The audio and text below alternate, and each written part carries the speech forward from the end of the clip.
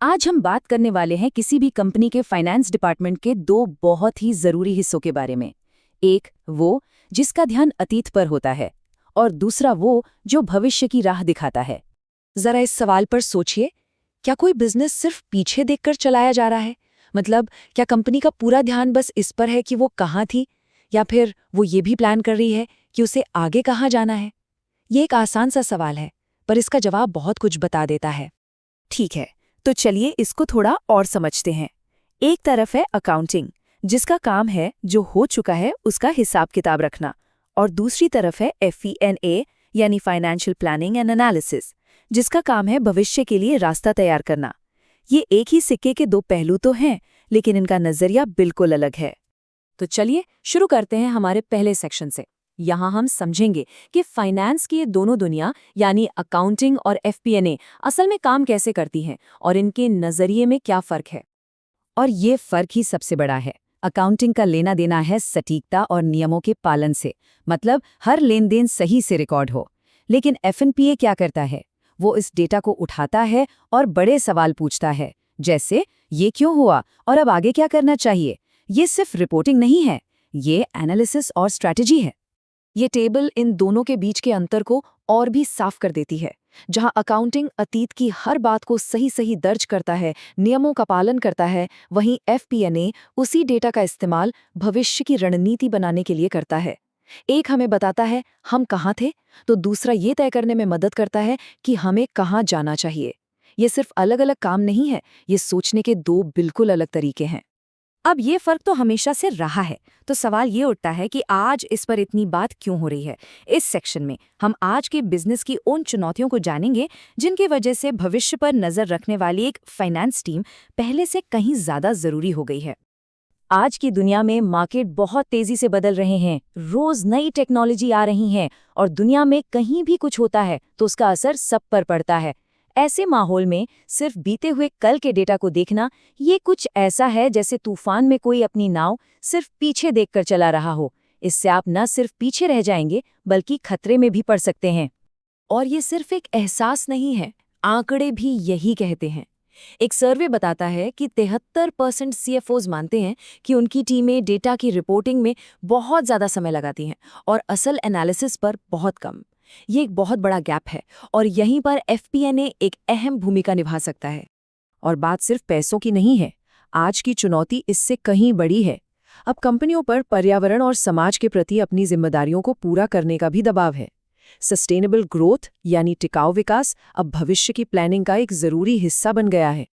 तो इस मुश्किल और तेजी से बदलती दुनिया में कंपनियां आगे कैसे बढ़ें, इसका जवाब छिपा है FP&A के स्ट्रैटेजिक रोल में। अब हम देखेंगे कि कैसे FP&A सिर्फ रिपोर्टिंग से आगे बढ़कर भविष्य को संवारने का काम करता है। FP&A प्रोफेशनल्स को आप डेटा के कहानीकार समझिए। वो सिर्फ नंबर नहीं बताते, वो उन नंबरों के पीछे की कहानी बताते हैं। वो डेटा का इस्तेमाल करके बिजनेस को आने वाले मौकों और खतरों के बीच से रास्ता दिखाते हैं, ठीक एक नेविगेटर की तरह जो जहाज को सही दिशा में ले जाता है। FP&A का एक सबसे जरूरी काम है कैपिटल एलोकेशन। इसका सीधा सा मतलब है ये तय करना कि कंपनी के पैसे कहाँ लगाए जाएं ताकि सबसे अच्छा फायदा मिले।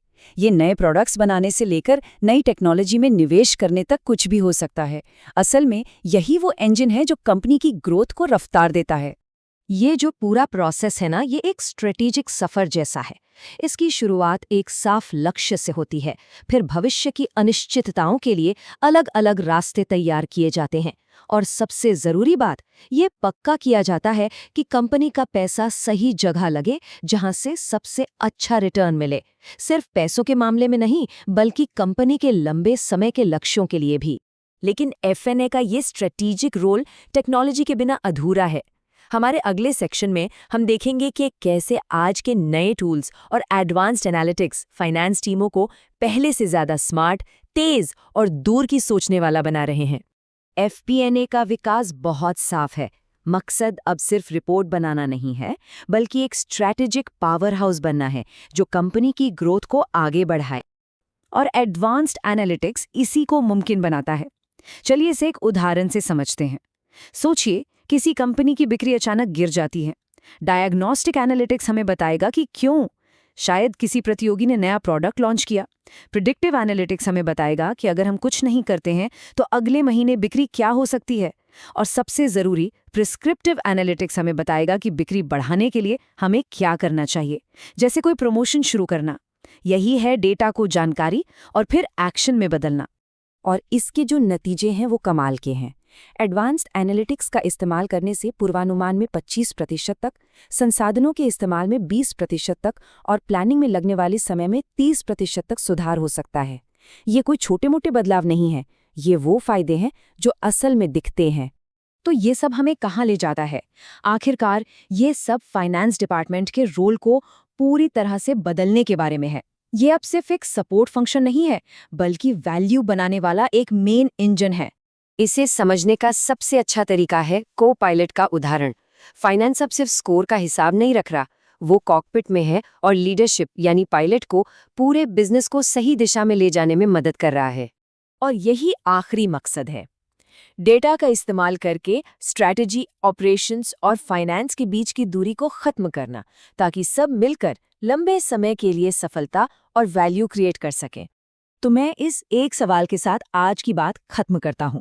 किसी भी बिजनेस के बारे में सोचिए, क्या उसकी फाइनेंस टीम सिर्फ अतीत के पन्ने पलट रही है या फिर वो आने वाले कल का नक्शा बना रही है? जवाब जो भी हो, वो उस बिजनेस की सफलता की दिशा तय कर सकता है। हमारे साथ जुड़ने के लिए धन्यवाद।